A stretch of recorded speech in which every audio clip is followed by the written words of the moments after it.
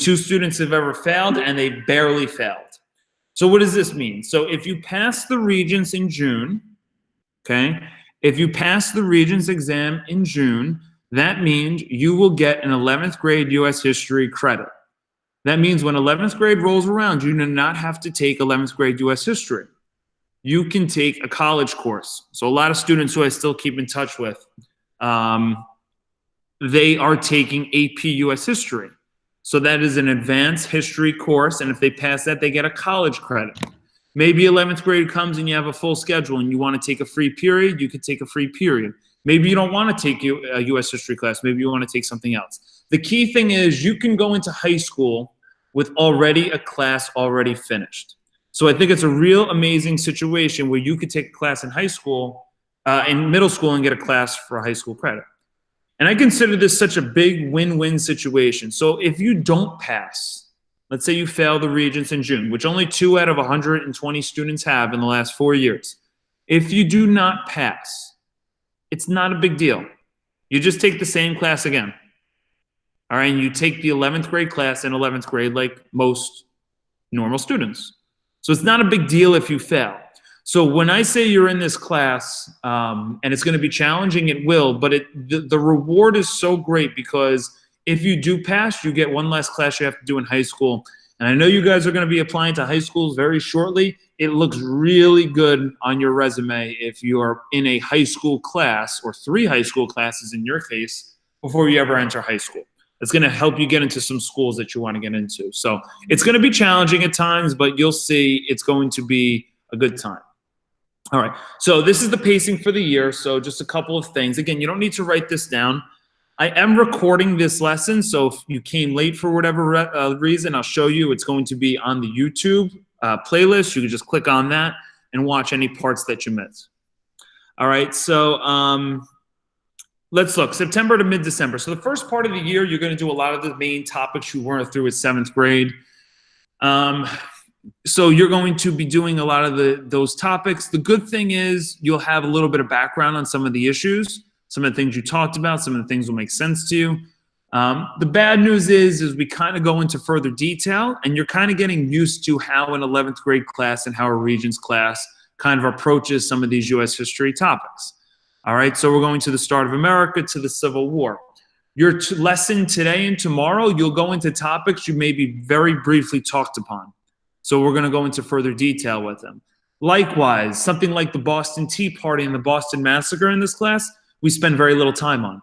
The reason is those are more important in 7th and 8th grade, but in 11th grade, they're not as important, so we don't spend as much time on them.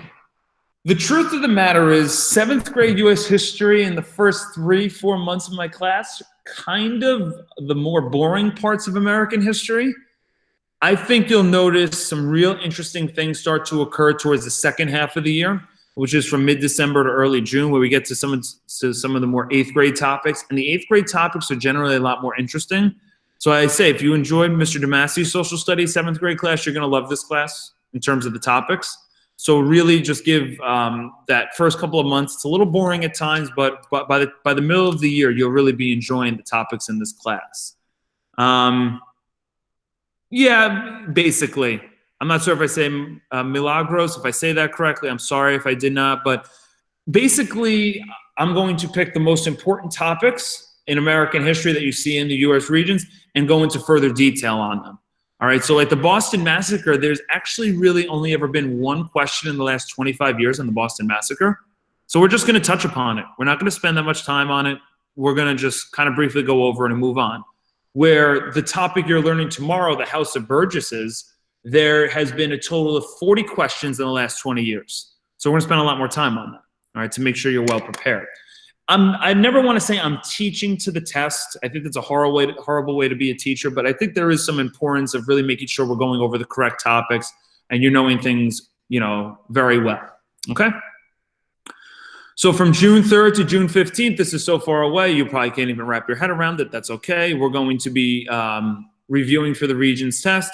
And then as of now, sometime June 16th or 17th is going to be the U.S. history exam.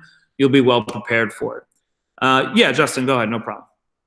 I can't, yeah, if you need to use the bathroom, you don't ever have to ask me, just go. If you miss a part, just go back to the YouTube channel and you could always get the parts you missed. All right? So here's just a couple of things on the right side, just follow along with me. Every Monday starting in October, I'm going to consider it a double period. So for me to be successful and for us to get through all the topics at a fair pace, I need to teach you 6 periods a week. I've taught Regents class only 5 periods a week, and we sometimes fall a little short or a little rushed. So for the last few years, I've been teaching Regents 6 period a week. What you'll realize is I don't have you a total of 6 periods. And the big reason why is you guys don't have to come to morning school or come to 0 period. So that means on Mondays, starting in October, we need to do a little extra work. Now, for some cases, 8A1 and 8B1, there will be some times where we do have double periods built into your schedule, so it's fine.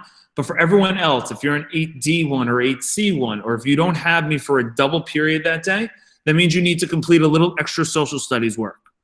All right, so that may mean we're going to be doing an extra lesson, or you may have to watch a separate video. You have to be willing on Mondays to do an extra bit of work because we need to stay on pace and get through what we need to get through. And if you can't already tell, we've already started.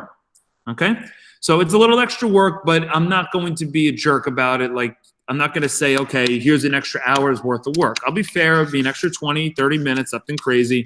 But that is something we need to get through. Also, starting in October, we will have Textbook Thursday. Not as fun as Taco Tuesday, but Textbook Thursday is, some of you would have arrived to the school and gotten a textbook.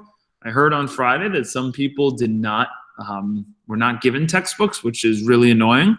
But eventually, you're going to get a textbook in this class. It is a massive textbook. You should not ever bring it to school. Okay, you should not bring it to school, but you should keep it at home. And what I like to do is every Thursday, I assign a textbook reading, usually about 10 to 20 pages. And basically, you have to answer 5 to 6 questions per week. You will get the textbook assignment at the beginning of the week. You'll have at least 3 or 4 days to do it. And we just consider it like a homework assignment. But most of you guys are always home, so everything's a homework assignment.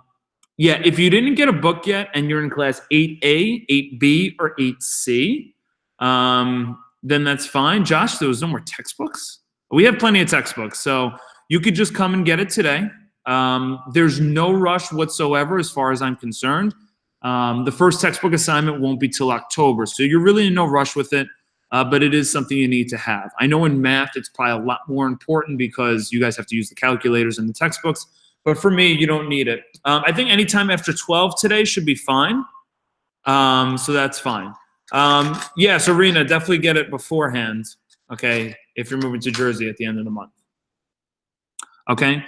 And the last thing is every 7 to 9 weeks, we will be practicing and doing in either DBQ or thematic essay. So expect every month and a half to 2 months, you will get an essay you have to do. Otherwise, everything will just be posted daily on Google Classroom. So there is going to be some extra work you have to do that's kind of on the right side there, and I wanted to make that abundantly clear to everyone if we want to stay on pace. It won't be crazy. It won't be too overwhelming. When I give you an essay, I'm going to give you at least 2 or 3 weeks to do it. We'll go over things in class. You'll be perfectly fine. You won't be overwhelmed. The biggest thing I could say, and the reason why I post the pacing, if you stay on pace for the entire year, if you stay on pace and you stay with me, you'll never fall behind. If you get lazy and you start deciding, taking a break from doing some of the work, then it can get overwhelming. But if you stay on the path you're supposed to stay on, I promise you, you will get everything done perfectly fine. If you have brothers or sisters, if you had friends that took this Regents class in years past, I think you'll hear from out of the 3 Regents classes, this isn't the worst one. You'll get a good sense like this is one of the more fair ones. So that's the breakdown, the pacing for the year. I'm just going to breeze through some of the the topics quickly, like the multiple choice questions. So just read through it along with me. We'll be another 5 minutes, and then we're going to go into today's short lesson, okay? Because we're not doing a double period today. That starts in October. All right. So the 50 multiple choice questions on the Regents exam go in chronological order. All right. So basically some of the topics you learn over the next couple of days will be questions 1 and 2. Many of the questions on previous Regents exams will come up again on the Regents you take. So it is extremely important for us to do our practice Regents questions. So you'll see these come in a variety of ways. Sometimes they'll come on a worksheet that I'm going to send to you. Sometimes they'll be within the PowerPoint. Sometimes, like you saw in the geography, I threw them on the right side of the notes. So you get a sense of kind of what they look like. Because the more and more you're exposed to the styles of questions, the better and better you'll do. So we're always going to be practicing Regents question. You will never go a day without seeing a Regents multiple choice question. So you get very used to them very quickly. And at first they're worded in a tough way, so you may not fully understand them. But as time goes on, you really get a sense of how they work, and I think they become easier and easier. And by June, I guarantee you won't even be reading the full questions. You'll just see a part of the question, you'll answer it. You'll know what the answer is. So it just takes practice. You'll get there. All right, so those are the multiple choice questions. This is an example of kind of how it looks, like just telling you straight out. Tomorrow, we're looking into the Magna Carta. We're looking into colonial America. So that is the first question on the Regents exam. This is a Regents exam, I think, from last year, okay? Then we'll go into the colonists, and then we'll go into the Declaration of Independence. This is all working in chronological order. You will not have a question on your Regents exam that you learned in October as question 41. So that really helps you understand it goes in chronological order of American history. So does our class. We're not going to learn World War II, which happens in 1940, until we get to there in March. So we go in chronological order, so I think that's really important for you to understand. The thematic essay, we're not going to go into the general understanding, but you have to know you have to write 2 essays. Okay, one of them which is a thematic essay where they're going to give you topics, and you're going to have to write a 4 to 5 paragraph essay on it. And you will get very good in writing in under 45 minutes, I promise you. Okay? So this is kind of how it would look. Give you a better one here. This is a good one. So basically, they're going to give you like 8 or 9 topics you'll learn in the class, and you basically have to discuss and describe what those were. Instead of having multiple choice questions on them, you need to write a short essay on them. Okay, and we'll go over how to do this.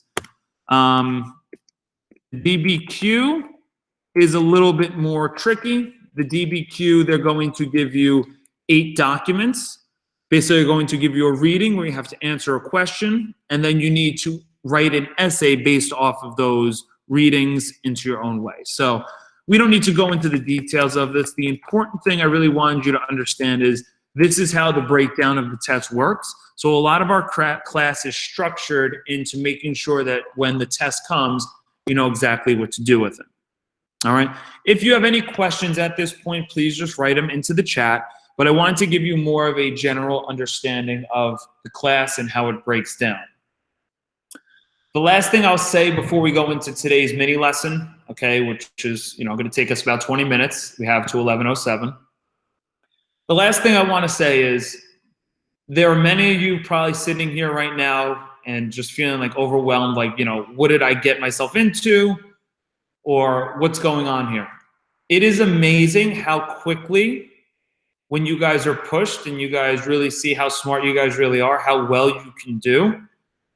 I know the feelings you're going through right now, and I know that overwhelming feeling on top of the fact we're not even in school. This is all remote stuff. I'd say, Tiara, the latest time is 2 p.m. Don't get here later than 2 p.m. So something like 12 to 2 should work. If you can't get there today, for me, it's not a big deal. I'm sure Mr. Peduzzi is getting on to you guys a little bit to get the textbooks. But for me, it could be a little bit later. If you're in 8A1 or 8B1 or 8C1, it'd be wise to come get it, but you could always just get it when you get to school on the first day. So that helps too. Yeah, being scared for some of these classes is completely fine. And you know what? Peduzzi, he's a tough teacher. But I think you'll grow to really like him because as tough as he is, he's a very good teacher. You're going to learn a lot. And by the time you leave this class in June, you will be so ready for high school. It'll be such an easy breeze for you. My fear is for students that are not in Regents. When they get to high school, it's almost like, holy crap, this is a whole different world. And it is. You're treated a lot differently. So I will treat you guys as 11th graders, okay? I'm going to teach you guys as 11th graders. Hold on, I got a phone call. Hey, it's Benny. How are you? Invoice. Yeah, no problem. Yeah. Thank you so much. Okay. Yes. Thank you. All right, bye. Sorry, guys. That was my boss, Mr. Martinez. So we got to take that phone call when he calls, obviously.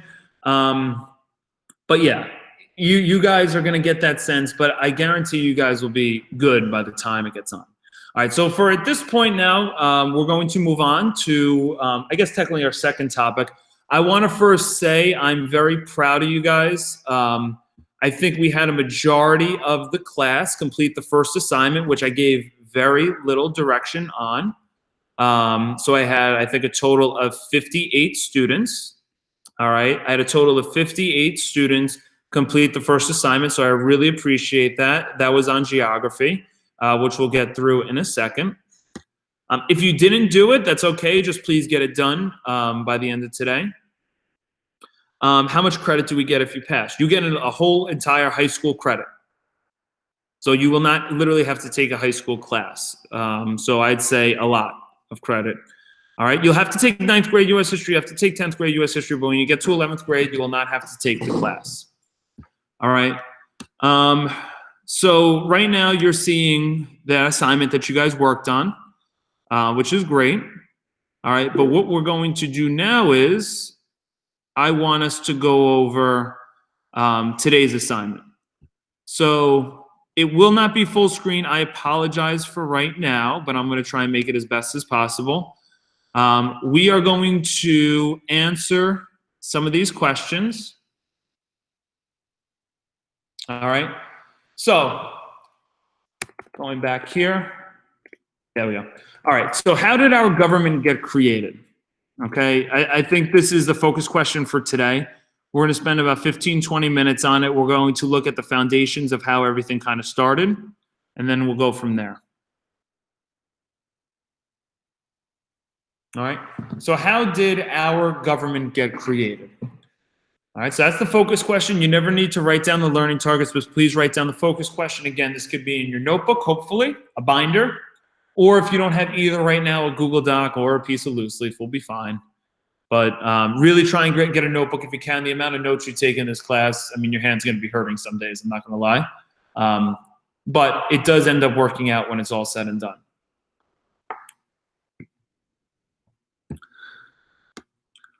So I'm just going to read it to you. I got to change something quick. So how did our government get created? Just write down the focus question. And then we're going to go into a do now type of thing. So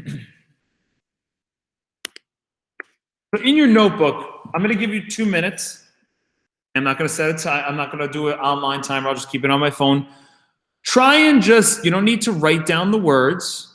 You don't need to write down the questions, but see if you can write down, if you can define what the word constitution means. It means nothing to me for you to look it up and write the answer. All right, but see if you can answer some of these questions. Define what constitution means. What type of government does the United States have? Do you know the name of it? All right, what type of form of government do we have? And what does it mean if you're a representative in government? Because these are all important questions before we move forward. So I'm going to give you 2 minutes. Try and answer those questions in your notebook.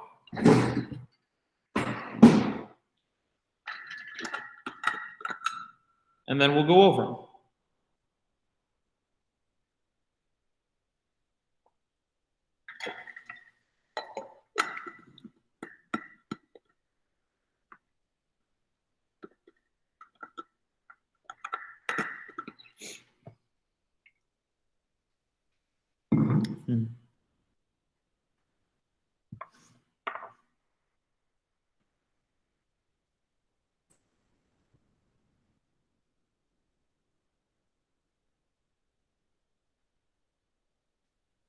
You guys have maybe heard of the U.S. Constitution in 7th grade. Big term we'll go over this year.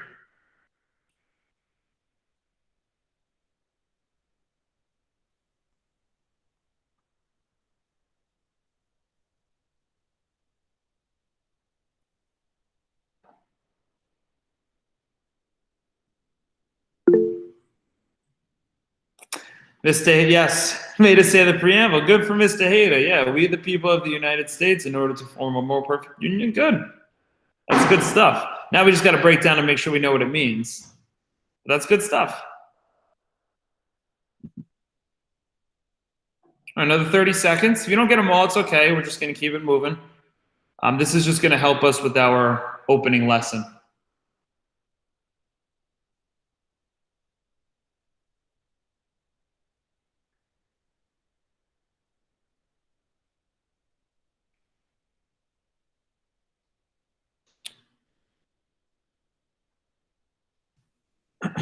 Okay, so let's define what the word constitution means.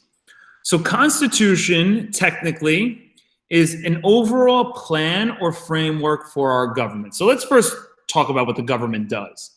The government is supposed to work for us and run our country. It's supposed to protect us, to make sure we have our rights, to make sure that our country follows some sort of order and some sort of strict counsel. So in other words, how does our government know what its role and responsibility is to our country? Well, that's all written in the Constitution. So in our country, we have the United States Constitution. And in that Constitution, it explains what our government is allowed, or in some cases, not allowed to do. Okay? So this is the breakdown and plan for how our country operates and works. And we're going to go into large details about this later on. But the reason why you need to know the word is, no matter where you are, no matter what country you're in, the country is going to have some sort of plan or framework for government, and the name of that is the Constitution. We just couldn't think of a very crafty name in America. We just called it the United States Constitution. All right, where in other cases it can come up with a more clever name, we just call it the US Constitution. In the chat box right now, if you know the type of government we have, because it's just one or two words, please write it down. What type of government does the United States have? A couple people said democracy. You're not wrong, but you're definitely not right. And we'll go into why. So this is the general thing a lot of people say. I'm not sure if it's Gentiana or Gentiana. You are correct. We are a constitutional republic. Okay? So I'll break down what this word is. So we are what's called a constitutional federal republic.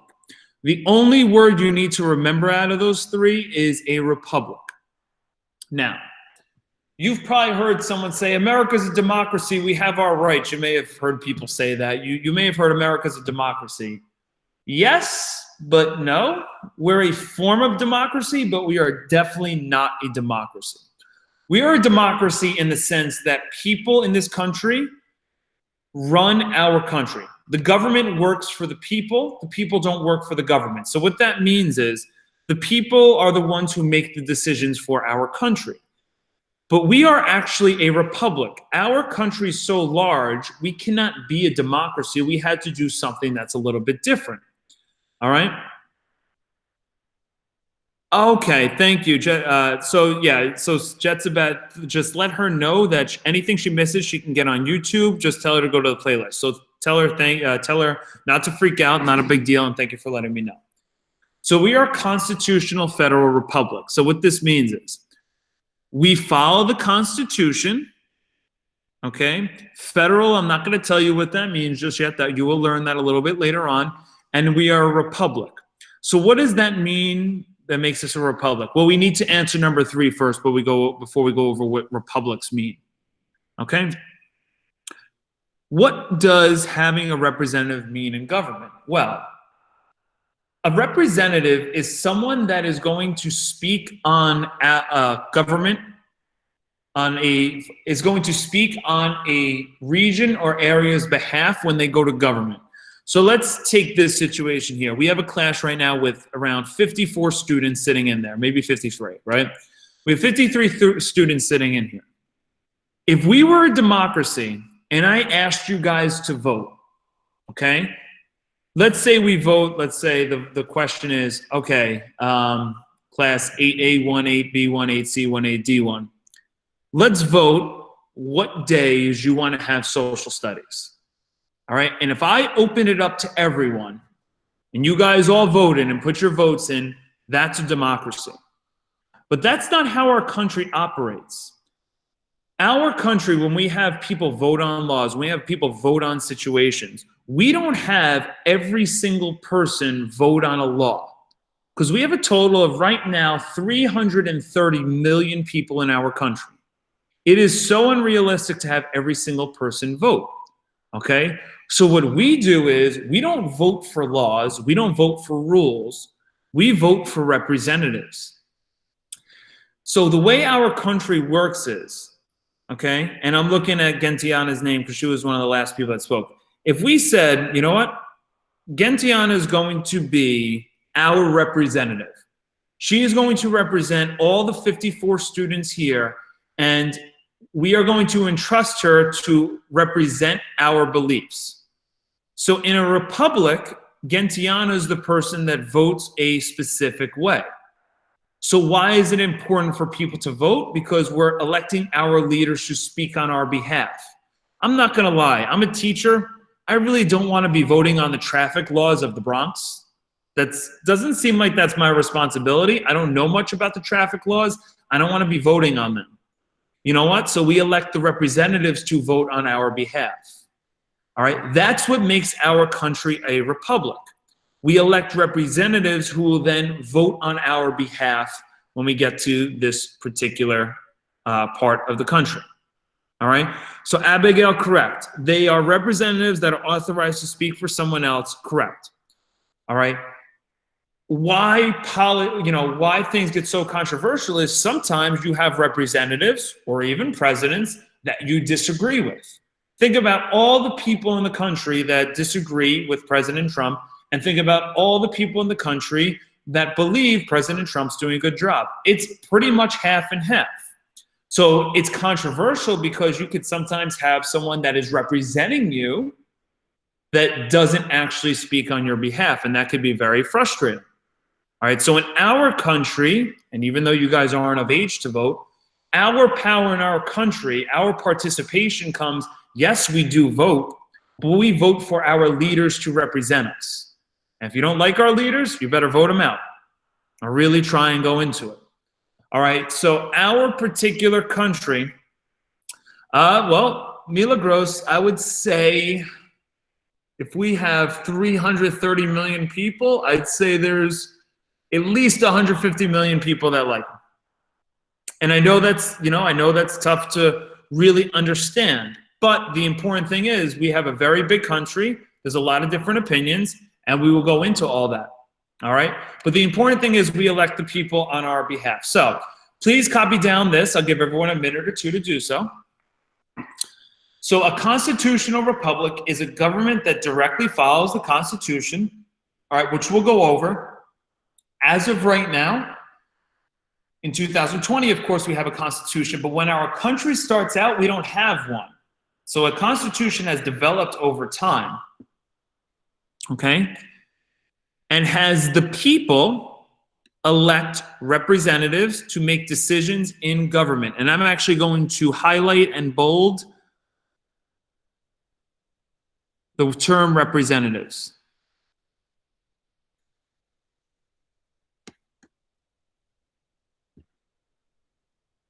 All right, because I think that's a really important thing to us to understand. Yeah, that is a lot of people. Okay, so definitely copy this down. We're going to follow the Constitution, and we have people elect representatives to make decisions in government. Every single year, we hold elections. Sometimes those elections, like this year, are for the presidency.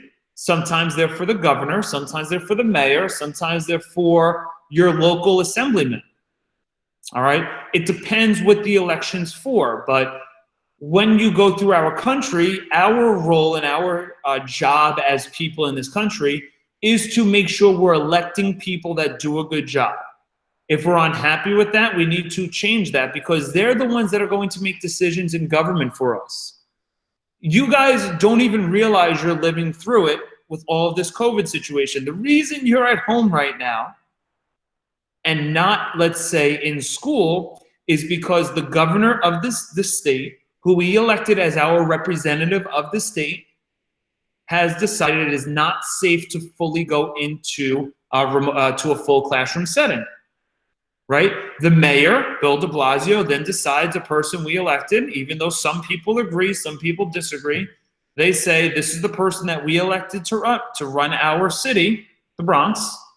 This is the person we elected to run our city. That's the person making decisions on our behalf. If you want to be in school right now, or you don't want to be in school right now, you should be electing people that try and speak on your behalf on some of the issues. Okay?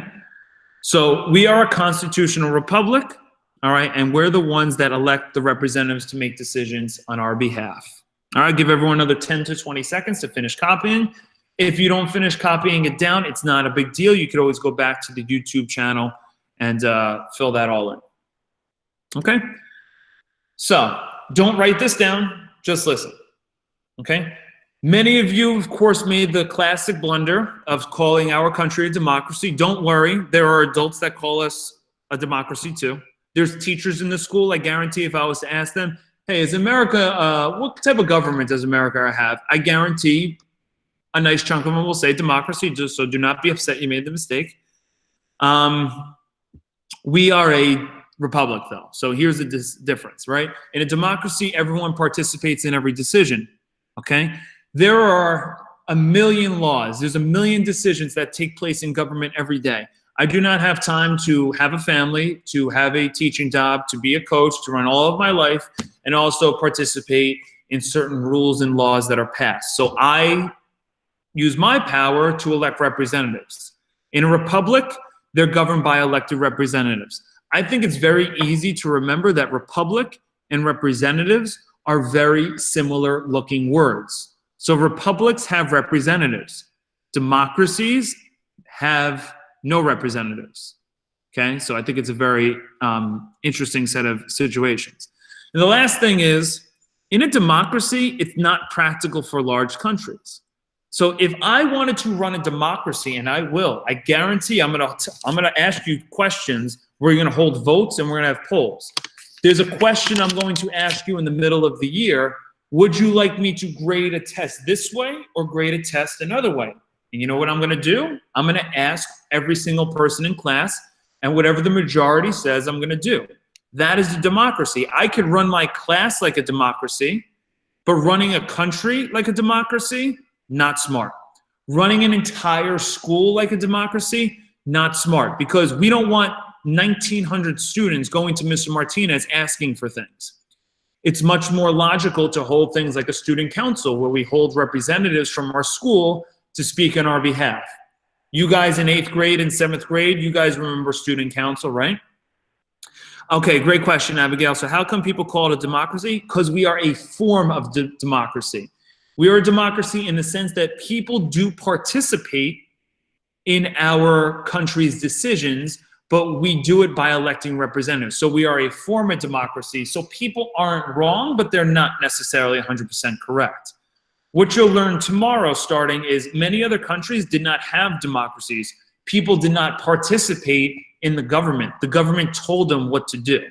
And we're gonna learn that with Great Britain last year, Great Britain starting tomorrow, and some of these other countries later on. Correct, we make the votes for the representatives, but they speak for us. Yes, Milligros, like the kings and queens. Okay, all the stuff you learned last year, very good. All right, so we don't need to write this down, but just kind of this is something in class I'd like to do, but you know, we're running out of time. So we have a population of, okay, we're gonna change this and act like Mr. Panio was prepared for all this. Just ignore what's going on right now. You're not seeing anything, okay, nothing happened, okay?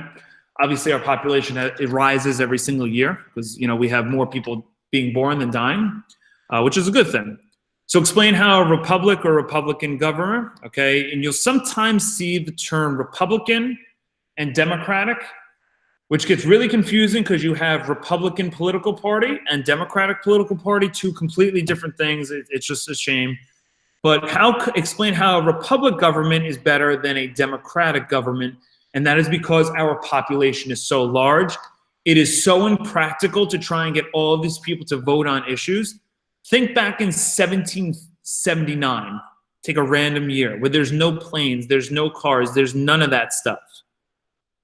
How are you going to get people to vote on a law when they live miles away and it would take them a month to travel to vote? It's just unrealistic. So you know what we did? We elected people to meet in a certain spot every couple of weeks, every couple of months to vote on the issues on our behalf. All right? So what we're going to do now is this. You're going to do your first 2 Regents practice multiple choice questions.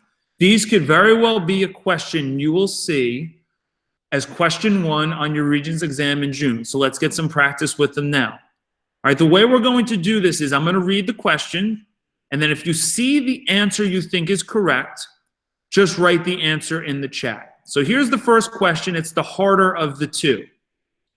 Which feature must a nation have to be considered either a democracy or a republic? So if you know the answer, you see the answer, you could write it in the chat. And let's see who gets it right. Okay, I'm seeing a bunch of 2s. Oh my. You know, I heard from Damasio, you guys are a pretty smart group. You guys are all correct. The answer is 2. So our country, in order to be a democracy or a republic, you need to have people participating. Citizens of the country need to participate in the government, okay? And they need to make decisions based on that. All right? The next one. A Republican form of government is described as one in which what?